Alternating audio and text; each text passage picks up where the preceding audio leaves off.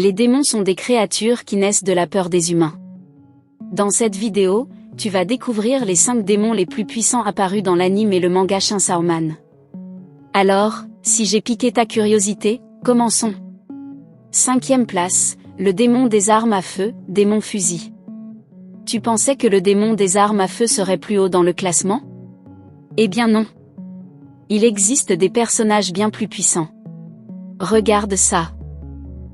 Ce démon, qui représente les armes à feu, possède la capacité de tirer une balle dans la tête de chaque homme adulte se trouvant à environ 1000 mètres de lui, de tirer une balle dans la tête de chaque enfant âgé de 12 ans se trouvant à environ 1500 mètres, et de tirer une balle en plein cœur de tout être vivant né en janvier, février, mars, mai, juin, août, septembre, novembre ou décembre, à environ 1000 mètres de lui. Le démon des armes à feu est également incroyablement rapide. Il est capable de tuer 1 200 000 personnes dans différents pays du monde en seulement 5 minutes. Mais malgré une telle vitesse, il a été tué par le démon qui occupe la prochaine place de notre classement. Alors, tu te souviens de celui qui était capable de tuer le démon des armes à feu? Roulement de tambour. 4e place, le démon de la punition. Ce démon n'apparaît pas de lui-même, comme on a pu le constater. Il ne peut être invoqué qu'en échange d'un immense sacrifice. Au cours de toute son existence, il n'a eu que 2 contrats. Souviens-toi simplement de cette peur que tu ressentais lorsque ton père, ta mère ou n'importe qui d'autre pouvait te punir.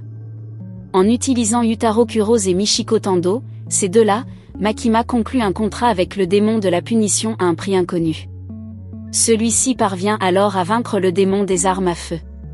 On suppose que le démon de la punition est le seul démon capable de vaincre le démon des armes à feu.